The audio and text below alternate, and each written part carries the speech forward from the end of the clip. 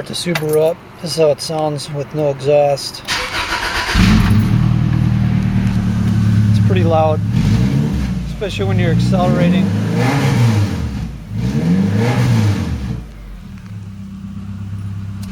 Just the cats. So I gotta get that fixed. Okay, I'm working on the 98 Subaru again today. It's a pretty common problem with this year. I think they made this model up to like 2004 or 2005, possibly 2006.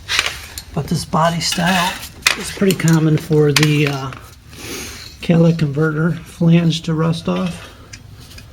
So you got your front catalytic converters. This is the back one, just behind the transmission pan. And what happens, normally there's a flange right here. I got this all cleaned up now, but say you got a flange here. There's usually a flange on there too, but they rust out and then it breaks, and then you end up with a really loud exhaust because this pipe separates right here. So there's a fix for that. Okay, so here's what's left of that flange that was on the catalytic converter. So right here, this would have been all welded around, and then it would bolt into the other flange on the extension pipe. So what I ended up doing, I took a Sawzall and just cut the bolts. And in the process, I cut one of the springs, because the springs they sit on the bolts like that. But that's not a problem. You can buy a new bolt kit. I went down to Napa, bought a new bolt kit, got a new graphite gasket, and this is the trick to repairing this sort of problem. You get a split clamp. These are kind of expensive. This clamp is about $26, $27 at Napa, but it comes in a kit, and you put your bolts through here.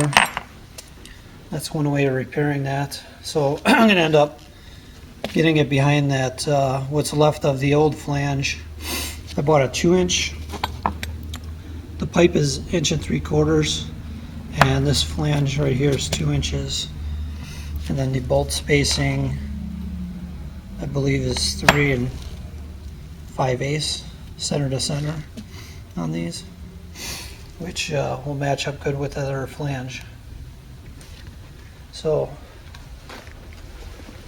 okay, here's what the flange looks like installed. Ideally, you might want to buy some bolts that are about a 1/2 inch longer to get this connected up. What I did was I compressed these with vice grips so I could get the nuts on, because the 2-piece flange is catching on the area where the old flange was welded on. So it'd be best to get some longer bolts, but it can be done with the vice grips. So there's your repair. That's a lot cheaper than getting a new catalytic converter for $400.